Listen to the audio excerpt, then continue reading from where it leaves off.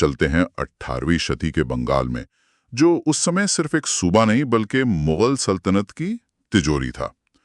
तो उस वक्त बंगाल की राजनीतिक हालत कैसी थी? मतलब कौन कौन से बड़े खिलाड़ी थे मैदान में? देखिए, उस वक्त बंगाल की गद्दी पर थे नवाब सिराज उद दौला, एक युवा काफी तेज तरार शासक, और दूसरी तरफ थी ब्रिटिश ईस्ट इंडिया कंपनी। कहने को तो एक ट्रेडिंग कंपनी थी, लेकिन उनके इरादे सिर्फ व्यापार तक सीमित नहीं थे। तो जाहिर है टकराव तो होना ही था, लेकिन इसकी पहली वजह क्या बनी? मतलब वो चिंगारी क्या थी? इसकी दो बड़ी वजह थी। पहली और शायद सबसे बड़ी वजह थी दस्तक का गलत इस्तेमाल। दस्तक? ये क्या था? कोई ट्रीट पास जैसा? हाँ, बिल्कुल। ये एक तरह का शाही फरमान या ट्रेड पास था जो मुगल बादशाह से कंपनी को मिला था। इसके तहत कंपनी को अपने सामान पर कोई टैक्स नहीं देना पड़ता था। एक बहुत बड़ी रियायत थी ये। लेकिन इसमें नवाब को क्या परेशानी थी? ये तो कंपनी और मुगल बादशाह के बीच की बात थी। परेशानी ये थी कि ये दस्तक सिर्फ कंपनी के व्यापार के लिए था, लेकिन हुआ ये कि कंपनी के जो कर्मचारी थे, क्लर्क, अधिकारी, वो अपने निजी व्यापार के लिए भी इसका इस्तेमाल करने लगे। मतलब वो अपना माल भी बिना टैक्स दिए बेच रहे थे। अच्छा, तो इससे तो नवाब के खजाने को सीधा नुकसान हो रहा था। नुकसान भी, और ये उनकी अथॉरिटी को चुनौती भी थी। और यहीं पर दूसरी वजह सामने आती है, कलकत्ता की किलेबंदी, फोर्टिफिकेशन। अंग्रेजों ने नवाब की इजाजत के बिना कलकत्ता में अपनी फैक्ट्री के चारों ओर तोपें लगानी शुरू कर दी। मतलब आप व्यापारी हैं, व्यापारी बन के रहिए, अपनी सेना और किले मत बनाइए। बिल्कुल, ये सिराजुद्दौला की हुकूमत को एक सीधी चुनौती थी, और उन्होंने इसे नजरअंदाज नहीं किया। और यहीं से प्लासी की लड़ाई की जमीन तैयार हुई। तारीख थी 23 जून 1757। एक तरफ नवाब की करीब 50,000 की सेना और दूसरी तरफ रॉबर्ट क्लाइव की मुट्ठी भर फौज। कागज पर तो ये कोई मुकाबला ही नहीं था। बिल्कुल नहीं था। कागज पर नवाब की जीत तय थी, लेकिन रॉबर्ट क्लाइव जानता था कि ये लड़ाई मैदान में नहीं बल्कि साजिश से जीती जाएगी। उसने नवाब के सबसे बड़े सेनापति मीर जाफर को एक लालच दिया। क्या? कि अगर तुम युद्ध में हमारा साथ दो तो सिराजुद्दौला के बाद हम तुम्हें बंगाल का नवाब बना देंगे। और मीर जाफर मान गया? मतलब अपनी ही सेना और अपने नवाब से गद्दारी करने के लिए? वो एक महत्वाकांक्षी इंसान था, और सिर्फ वो ही नहीं, बंगाल के सबसे बड़े साहूकार जगत सेठ, कमांडर राय दुर्लभ, ये सब इस साजिश में शामिल हो गए। तो फिर जंग के मैदान में क्या हुआ? मैदान में एक अजीब नजारा था। नवाब की सेना का एक बहुत बड़ा हिस्सा जो मीर जाफर के अधीन था, वो अपनी जगह से हिला तक नहीं। वो बस तमाशा देखते रहे। मतलब उन्होंने लड़ाई में हिस्सा ही नहीं लिया? नहीं लिया। कहते हैं कि सुबह तेज बारिश भी हो गई थी, जिससे नवाब के सैनिकों का बारूद गीला हो गया। जब सिराजुद्दौला को अपने साथ हुआ धोखा समझ आया, तब तक बहुत देर हो चुकी थी। उन्हें मैदान छोड़कर भागना पड़ा। इसीलिए इसे विश्वासघात से जीती गई जंग कहा जाता है।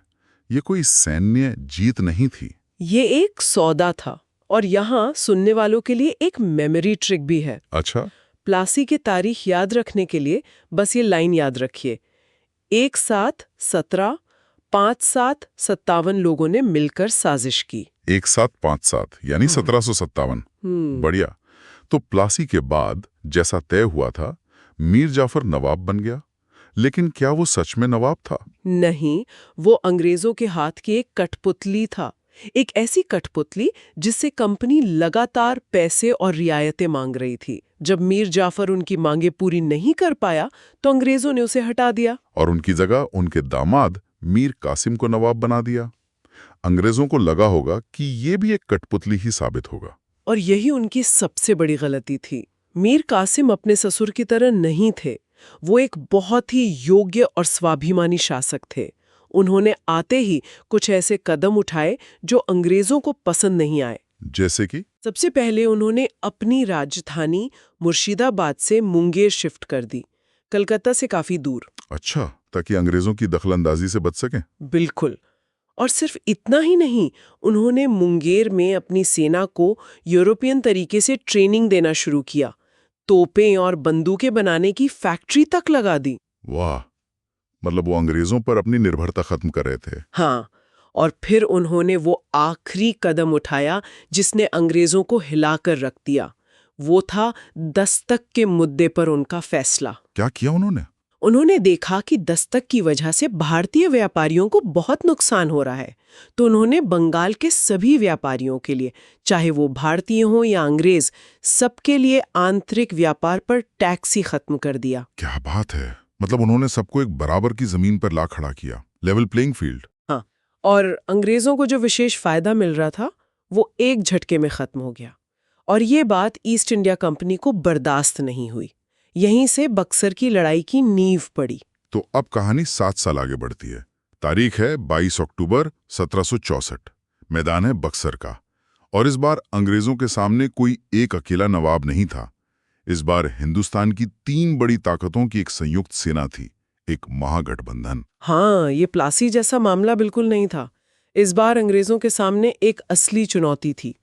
इस सेना में थे बंगाल के हटाए गए नवाब मीर कासिम, अवध के शक्तिशाली नवाब शुजाउद्दौला और उस वक्त के मुगल बादशाह शाह आलम द्वितीय। मुगल बादशाह खुद? ये तो बहुत बड़ी बात थी। बहुत बड़ी बात। तीनों ने मिलकर अंग्रेजों को भारत से बाहर निकालने का फैसला किया था।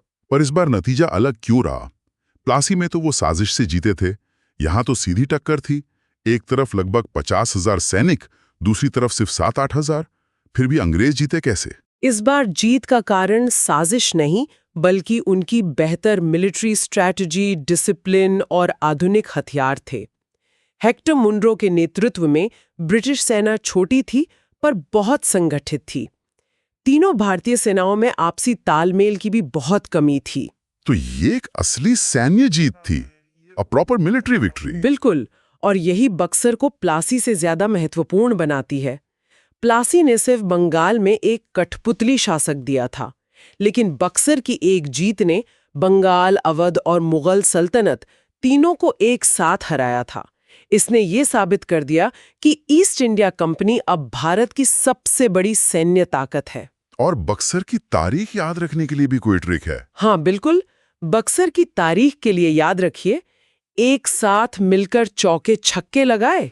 एक साथ चौके छक्के 1764। जी, ये भी अच्छा है। तो बक्सर की जबरदस्त जीत के बाद क्या हुआ?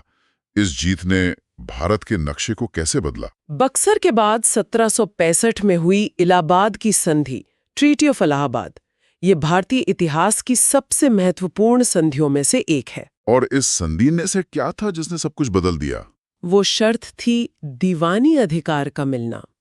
मुगल बादशाह शाह आलम द्वितीय ने एक फरमान से ईस्ट इंडिया कंपनी को बंगाल, बिहार और उड़ीसा के दीवानी अधिकार सौंप दिए। ये दीवानी अधिकार क्या थे, इसे थोड़ा आसान भाषा में समझाएं।